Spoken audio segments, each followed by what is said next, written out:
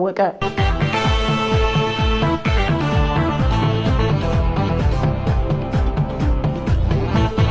ወደ ዝርዝር ዜናዎች እናልፋለን። ከዜናዎቹ ጋር መብረካ ደሳለኝ ነኝ።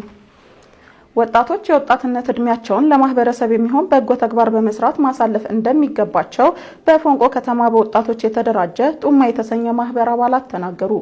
ምንትዋብ ኢያሱ ተጨማሪ አላት።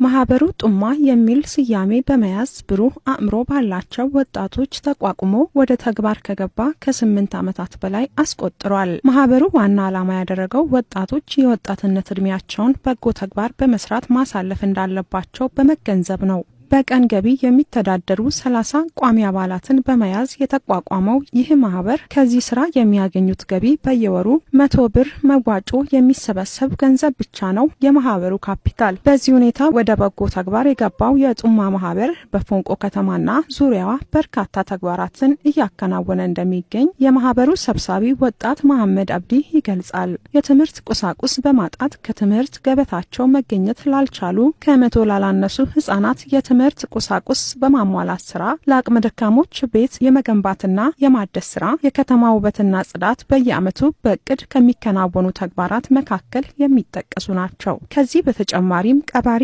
ለሌለው አቅም በማጣት የእድር አባል መሆን ላልቻሉ ወገኖች በማህበሩ የተገዛውን ድንኳን ከመስጠት ጀምሮ ሙሉ ለቅሶ የማውጣት ተግባር እንደሚሰሩም ወጣት መሐመድ ገልጿል። የዚህ ሁሉ በጎ ተግባር ዋጋ በፈጣሪ ፊት ሞገስ ማግኘትና ድጋፍ ለሚሹ ወገኖች ስንደርስላቸው የሚሰማን የውስጥ እርካታ ነው ይላሉ የማህበሩ አባላት ወጣቶች። ተቸግረው እገዛ ባስፈለጋቸው ወቅት ከጎናቸው እንደቆሙላቸው በዚህ ማህበር ድጋፍ የተደረገላቸው አካላት ገልጸዋል። የፎንቆ ከተማ አስተዳደር ወጣቶችና ስፖርት ጽሕፈት ቤት ኃላፊ አቶ መኮንን አበጋ በበኩላቸው ማህበሩ በከተማው እያከናወነ ያለው በጎ ተግባር ለሌሎች አካባቢዎችም ተሞክሮ ሊሆን የሚችል ነው ብለዋል። የጡማ ማህበርን ፈለግ በመከተል ሌሎች 6 በጎ ፈቃደኛ ማህበራት ተፈጥሯል የሚሉት አቶ መኮንን በጽሕፈት ቤት በኩል አስፈላጊው ሙያዊ ድጋፍ እየተደረገላቸው መሆኑንም ተናግረዋል ሲል ባልደረባችን ሙሉዓለም ቀጭኔ ዘግቧል።